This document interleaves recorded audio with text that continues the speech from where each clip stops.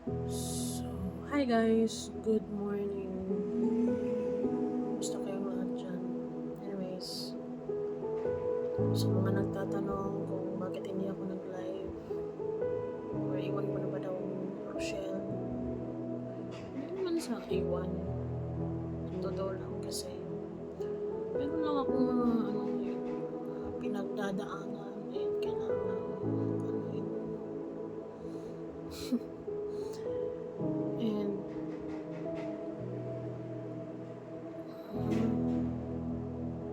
ano, still updated pa din naman ako sa kanila. Alam ko pa din yung mga nangyayari. So, hindi lang ako nag-react. Wala lang akong reaction video. Kaya maraming salamat pala sa mga nag-message sa akin. And maraming salamat pala sa mga kung may naghihintay pa. And sa mga nagtatanong kung kailan ako babalik sa pagre-reaction, hindi ko rin alam kung kailan ako babalik sa pagre-reaction. Siguro pag okay na ako, pag maayos na yung pakiramdam ko, syempre, hindi pa ako okay totally. And nakikita yung sa itsura ko. Pahit ang buhok na yan. Sobrang hair fall.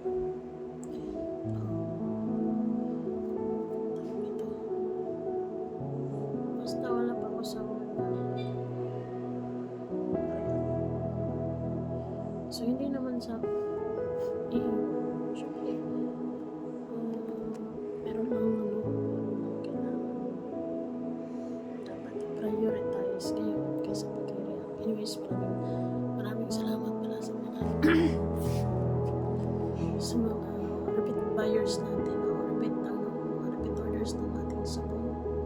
Kahit na hindi ako nag-live, may mga nag-order pa rin ng sabon natin. So, salamat Lord. Dahil yung mga tao na yun is kusa na lang mag-message sa akin at mag-order ng sabon. Lip tint or lotion. Kaya maraming salamat guys. Sa sa mga nagtatanong kung kailan ako mag-react na hindi ako pwede mag-react ngayon eh. Hindi pa ako pwedeng mapagod. Although yung pagre-react, nakakapagod naman siya. Hindi siya totally nakakapagod. Pero wala lang talaga ako sa mood makikipag-usap or magbigay ng mga opinion kung anong mga salubin ko sa mga nangyayari. And so far, sa napapansin ko naman sa communities, okay naman silang dalawa. Kita naman lang sila. As I always said, ganun din naman ganyan talagang magiging routine nila. Silang talagang lagi yung may iiwan. Kasi syempre nag-aaral yan. Hindi talaga yan kasunod ng sunod or makakasama ng palagi kayo doon. Pero nasa mga mission niya is medyo malayo-layo, di ba? Wala na lang bakasyon na sila lang kasi pwede. Kailangan lang nila ngayon is syempre trust and understanding. Syempre pagmamahal sa top tier yan. Kasi yan nagpagupit pala silang ganun. Sa gupit naman niya is para sa akin she looks even younger na bagay sa kanya. How much more kung magpagupit siya ng kasing liit ng sa akin, pero mas maganda kasi yung buhok niya, di ba? So super yung ganda din kasi ng buhok niya. Anyways, kahit na gupit naman sa kanya, babagay naman niya. No question at all pagdating sa mga kasi natural yung born na talaga yung maganda. And ayun, sa mga taga-suporta ng Rochelle dyan, tuloy na yung support na yun sa Maglangga, syempre. Diba? And babalik din ako sa pagre-reaction pag ako, feeling ko na gusto ko magdaldal. Feeling ko na nasa mood na ako magdaldal, diba? Kasi hindi ka naman pwedeng mag-reaction na tatanga-tanga. Siyempre, dapat tuloy-tuloy yung sasabihin mo, diba? Ayan. Ganun. Ayan. Ngayon kasi talagang wala pa ako sa mood na magdaldal.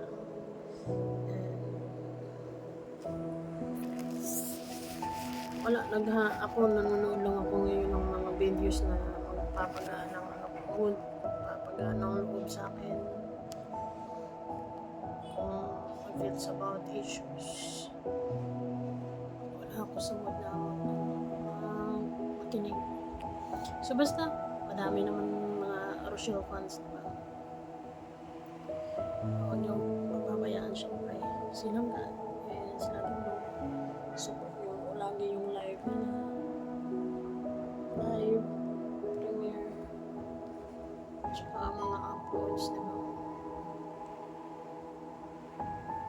Bahala na kung kailan ako makakabalik sa react.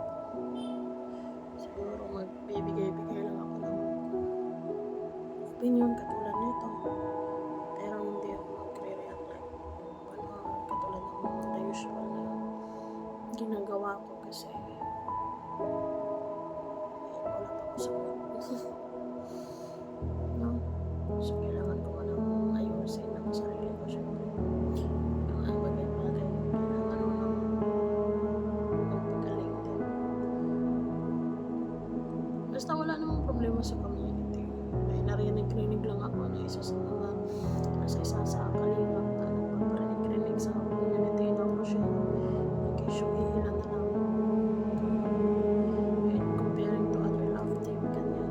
And then pinagtatawanan niya. And wala, gaganyan. Ano talaga yan siya? Hindi ko sa kanya kung anong gusto niyo palalabas. Wala sa kanya yung kalingap.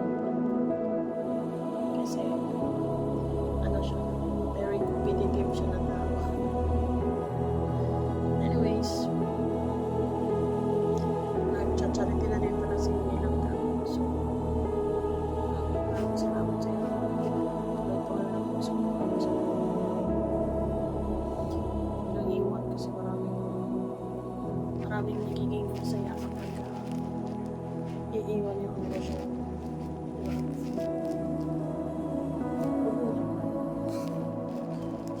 Kasi ngayon na alam naman nilang marami pa rin naman tayo, pero ano pa rin ito, they're waiting for naantay nila yung kailan tayo talaga babagsak.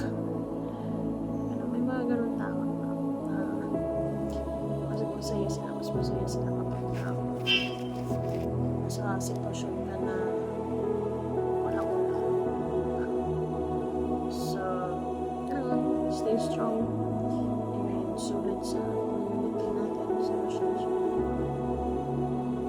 Basta, lang, stay strong kayo sa pagsupport